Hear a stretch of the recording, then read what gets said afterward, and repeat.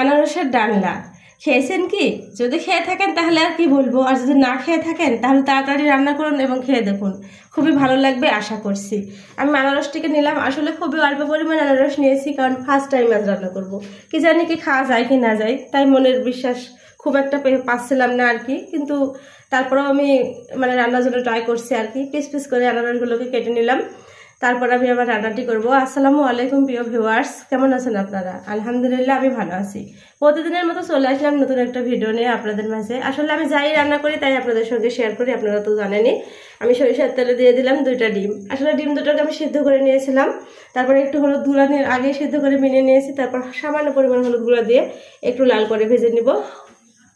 একটু লাল লাল করে ভেজে তারপর উঠিয়ে নেব, নিয়ে সেই তেলেই আমি রান্না করে ফেলবো আনারসের ডালনা। আসলে এখানে ডিম না যদি আপনাদের ভালো লাগে ব্যবহার করবেন না, কিন্তু আমার কেন যেন মনে হলো ডিমটা ব্যবহার করার জন্য, তাই মানে ডিম নিলাম আর কি। তারপর পেঁয়াজ কুচি দিয়ে দিলাম, তারপর দিয়ে দিলাম তেজপাতা, তারপর দিয়ে দিলাম শুকনো ঝালের ফোড়ন। আসলে সবকিছু অল্প দিচ্ছি, কারণ অল্প পরিমাণে রান্না করবো। আসলে যতটুকু তরকারি ততটুকু ব্যবহার করতে হবে, খুব বেশি মশলা দিলে আবার কিন্তু ভালো হয় না সবকিছুই।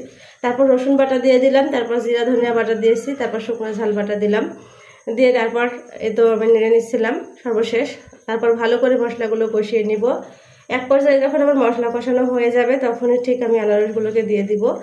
দেখতেই পারতেছেন কি সুন্দরভাবে আমার মশলাগুলো কষানো হয়ে এসছে, একটু খয়েরি রঙও এসেছে। তারপরে আমি দিয়ে দিলাম আনারসগুলিকে, দিয়ে এবার ভালো মতো কষিয়ে নিব। আসলে প্রতিটা তরকারি কিন্তু বেশি বেশি করে কষিয়ে নিলেই ভালো হয়। আমি আনারসটাকেও কষাচ্ছিলাম, আর মনে মনে ভাবছিলাম এটা কি সে ঠিকঠাক কষাবো না একটু অল্প কষাবো, আসলে নিজেও বুঝতে পারতেছিলাম না, ফার্স্ট টাইম যেহেতু রান্না করতেছি আর কি। তারপরে একটু পানি দিলাম, দিয়ে আবারও আমি একটু কষিয়ে নিব। দেখলাম যে আনারস নরম বলে যে খুব তাড়াতাড়ি রান্নাটা সেদ্ধ হয়ে আসবে তা না, আনারসগুলো আসলে টক ছিল। বাটা মশলার ভিতর দেওয়ার পরে আর একটু হালকা শক্ত হয়ে উঠলো আর কি, ভালোই লাগলো বিষয়টা দেখে। তারপরে তো কষিয়ে নিচ্ছি, দেখতেই পাচ্ছেন কত সুন্দরভাবে কষিয়ে নিয়েছিলাম আর কি।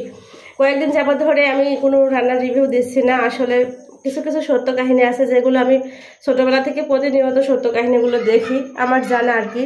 তাই আমি সেই কাহিনীগুলোই আপনাদের সঙ্গে আমার রান্নার সঙ্গে শেয়ার করছি আর কি। আসলে একভাবে সবকিছু দেখতে অনেক সময় ভালো লাগে না, তাই নিজে চেষ্টা করলাম একটু সত্য কাহিনীগুলো দেওয়ার। প্রায় ভিডিওতে দিব আশা করছি, মনে করতেছি আর কি। তারপরে তো পরিমাণ মতো ঝোল দিলাম, দিয়ে তারপর শেষে ডিম দুটোকে দিয়ে দিলাম, দিয়ে তো আমার তরকারি ফুটে উঠেছে। এক পর্যায়ে আমার রান্না কমপ্লিট হয়ে যাবে আর কি। তারপর এই তো দেখতে পাচ্ছ ফাইনালি আমার রান্না শেষ।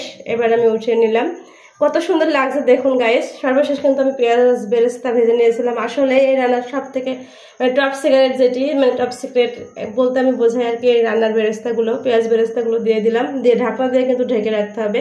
আমি এখন যেহেতু ভিডিওর জন্য দেখাচ্ছি, আমি ঢাকনা দিয়ে ঢাকতে পারলাম না আর কি। অবশ্যই 10-15 মিনিট ঢেকে রাখতে হবে। দেখছেনই কত সুন্দর লাগছে, আসলে যতটা দেখতে লাগছে তার থেকেও বেশি খেতে লাগছিল। আজকের ভিডিও পর্যন্ত, সবাই ভালো থাকবেন।